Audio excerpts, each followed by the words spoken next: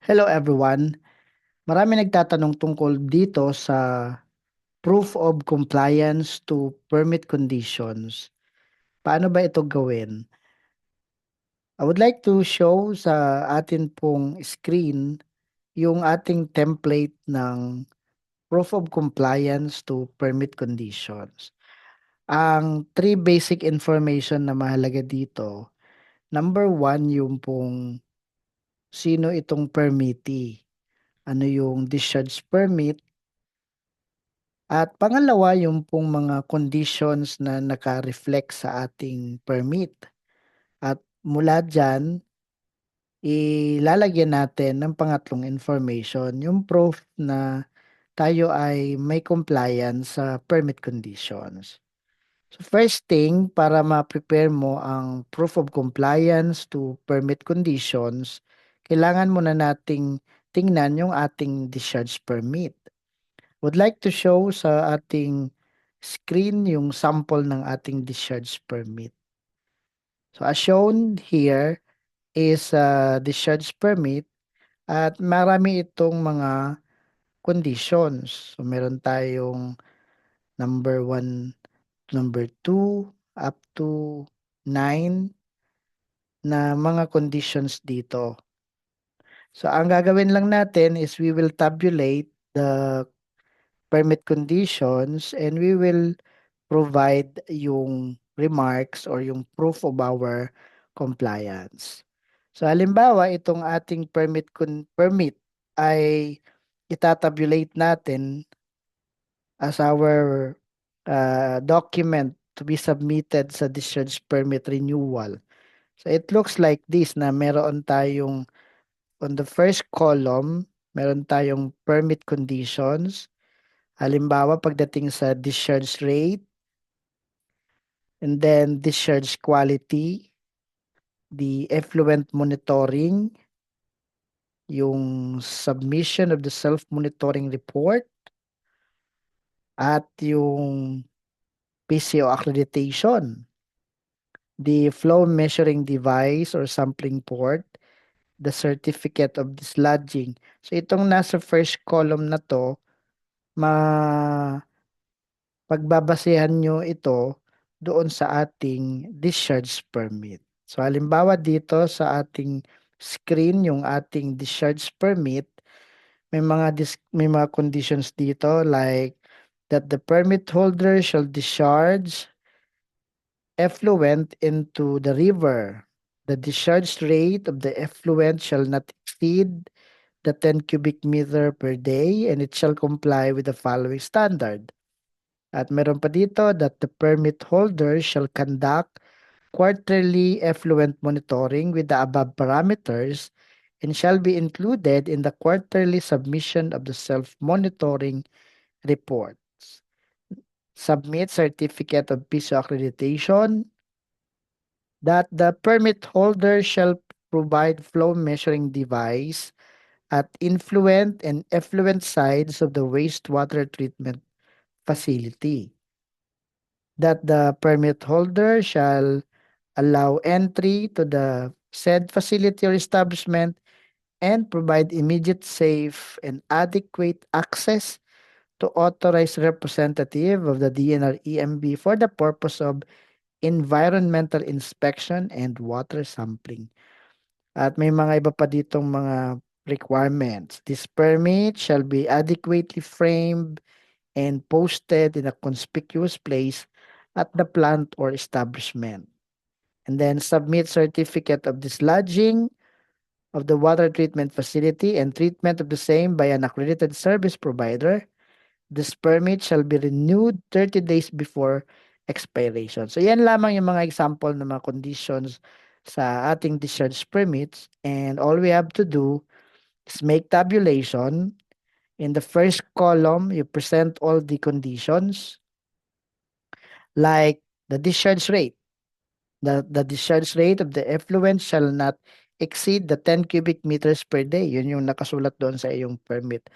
At yung quality of our effluent shall comply with the standard set by DNR, for example, BOD, etc.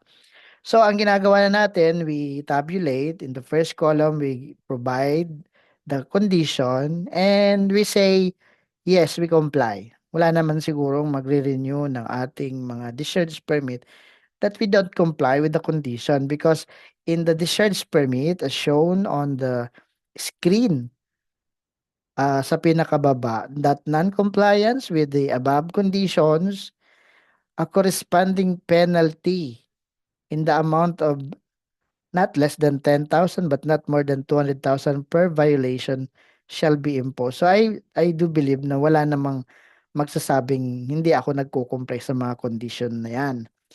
Kaya dito sa ating template in the preparation of the proof of compliance to permit condition in the form of tabulation, we say yes, we comply. And dito we provide some remarks and some proof. Ang proof naman natin can be attached dito sa page ng proof of compliance to permit conditions. Whatever remark or proof na sasambit nyo rito, i-attach nyo ngayon dito sa page na ito. So, halimbawa, we have the condition that the discharge rate of the effluent shall not exceed the 10 cubic meters per day. Madali namang isipin yung mga requirement natin,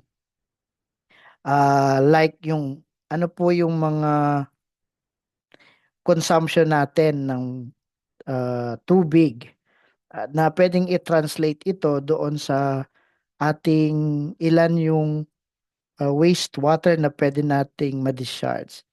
So from there, pwede tayong gumawa ng tabulation kung ilan ang nagagamit natin na tubig base sa ating water billing statement.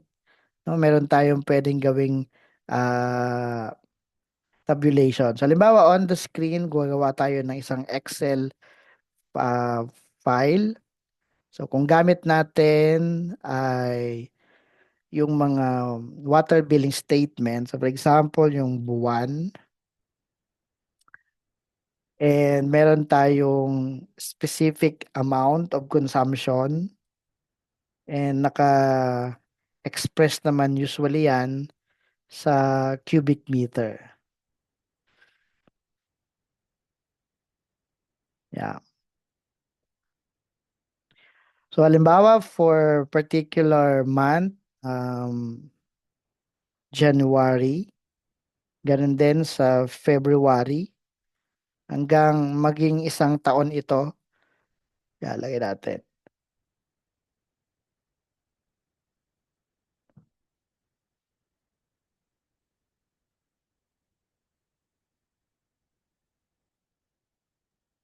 So ito. So we have record of our water consumption. Yeah.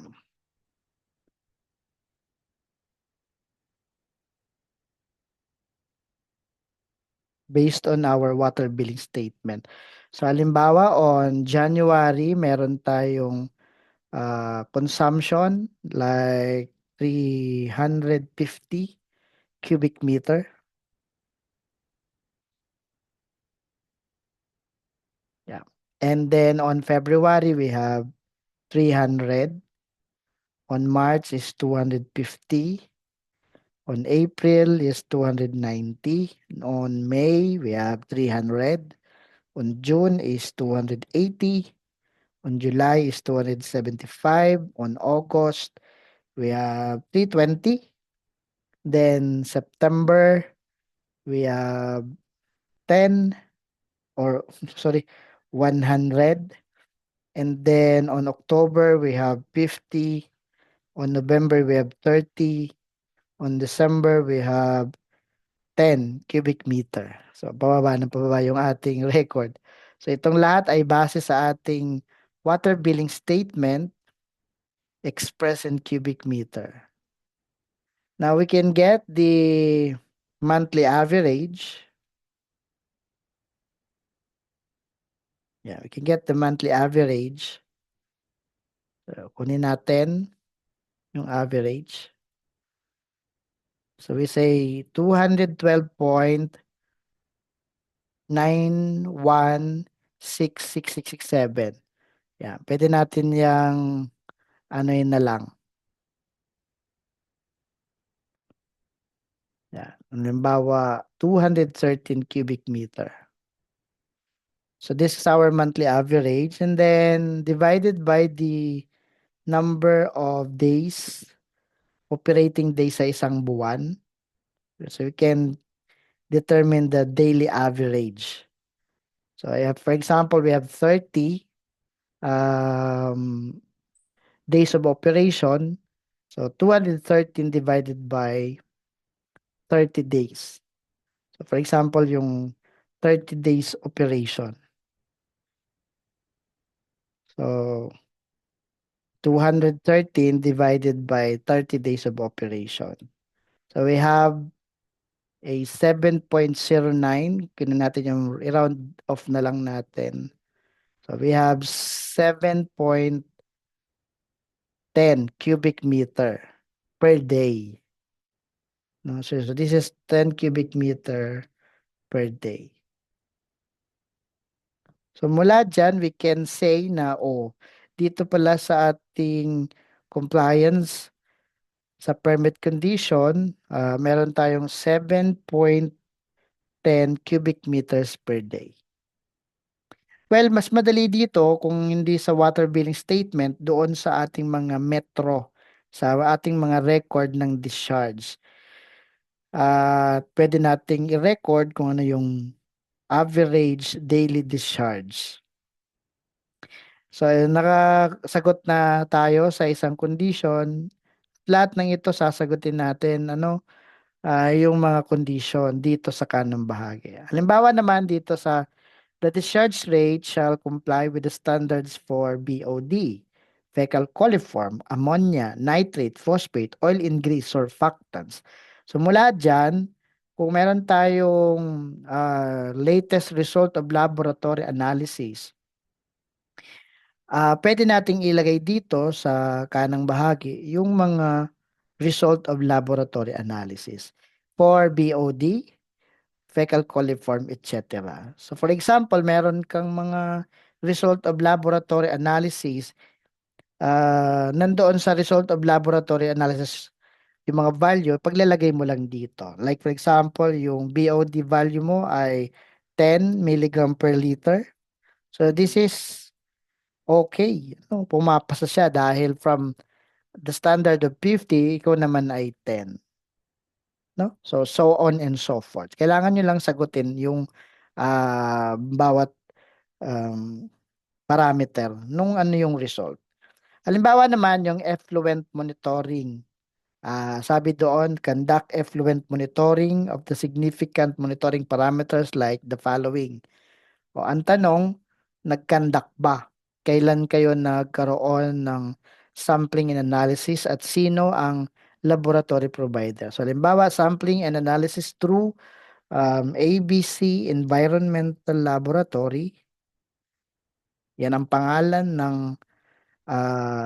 laboratory at ang yung mga ginawang effluent monitoring, kaya anong mga nakalagay doon sa result of laboratory. Kadalasan nagkakaroon tayo ng monitoring every quarter. So, halimbawa, nagkaroon kayo ng sampling and analysis at meron kayong result of laboratory analysis issued by the laboratory provider dated, halimbawa po, March 15, 2025. So, ito yung sa first quarter. Sa second quarter, we have June 15, 2025. Sa ating third quarter, we have September 15, 2025. At sa fourth quarter, meron tayong test or meron tayong testing at nabigyan tayo ng ROLA noong December 15, 2025. So itong mga result of laboratory analysis uh, na inisyo sa atin, i-attach nyo lang yan dito sa page na ito. So, para siyang annex or supporting document. na magre-reflect yung mga dates ng sampling and analysis. Well, siyempre iba yung date ng sampling, iba din yung date kung kailan na-issue yung ah, result of laboratory analysis. Importante may attach natin yung requirement. Halimbawa dito sa discharge permit condition shown on the screen, sabi dito that the permit holder shall conduct quarterly effluent monitoring. So every 3 months talaga meron kang monitoring ng ating effluent kung meron tayong discharge. At kaya nilalagay natin sa proof of compliance to permit condition yung mga dates kung kailan nagkaroon ng sampling and analysis. At meron din dito, sinabi like submission of the self-monitoring report. Basahin natin yung discharge permit condition. Sabi dito that the permit holder shall conduct quarterly effluent monitoring with the above parameters and shall be included in the quarterly submission of the self-monitoring report. So sinasabi talaga tayong magsasubmit tayo ng information ng mga result of laboratory analysis through the self-monitoring report to be submitted dito sa prescribed date of submission. O, ang tanong kailan tayo nag-submit ng ating self-monitoring report.